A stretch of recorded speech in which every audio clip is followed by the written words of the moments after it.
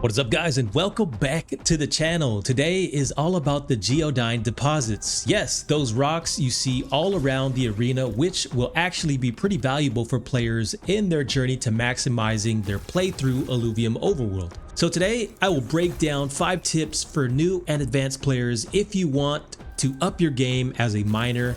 So let's get into it. Yes, the deposits are some of the more valuable resources in the game, but don't be too hasty to jump in and grab the best from higher tiers. If you don't know, at tier 0 you can get tons of shards and ores to help you gather up what you need to unlock other items in Forge. This is highly beneficial if you are a conservative player doing your best to avoid using Krypton for fuel. And to be honest, the type of alluvials you can catch from tier 0 shards in Overworld will set you up nicely for fighting higher levels in the future. Currently, the drops from these deposits are set to random, meaning that it doesn't matter which one you go for, you seem to be getting randomized drops. However, I feel in the future this could be more specific to the types of deposits that are on the map, as many are color coordinated as well, and the drops do correspond to the color. So my tip for number 2 would be to familiarize yourself with what you are getting. As you know, we have 3 different types of drops. The shards are used for capturing alluvials, and they come in various colors. The gems are what you will be using for combining items in Forge to unlock and open newer items, and the ores are what you will be gathering to unlock things like ingots, which all work in conjunction with each other. So this is why it's pretty tempting to focus on mining as soon as you start, as many upgrades will require things obtained from these deposits. My third tip would be for new players that are unaware of the long range you can use to take down these deposits. This in fact will save you a lot of time when you are mining them, as opposed to the previous version where you had to literally go up to them and scan them and then mine them. But in Private Beta 4, you will need to determine the range needed to hit them, as too far won't work.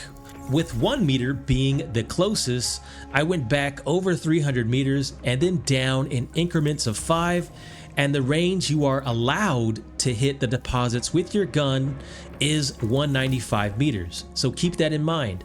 Although, for some reason, this doesn't affect other things like morphopods and alluvials.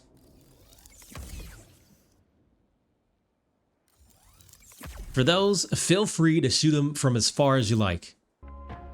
Number 4 tip is to check your inventory, as a lot of times, because players are focused on just getting shots off on the deposits, we overlook what we are actually getting.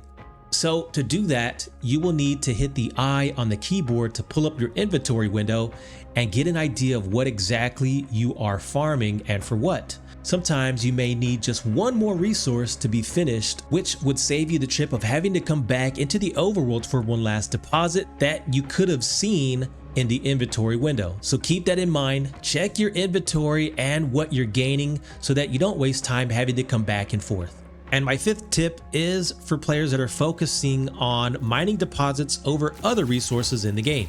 Currently, we start off at 4,000 energy. This equates to about 40 shots you can get off, as hitting the deposits when you charge your gun will require 100 energy each time.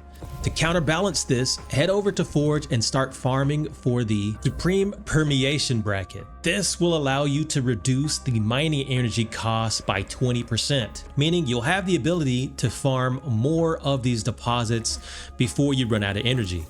So those are my 5 tips for new and advanced players. I hope you guys enjoyed this, and let me know what you think in the comments below. Thank you guys so much again for watching. If you like this, make sure you subscribe and follow me, and I will see you on the next episode.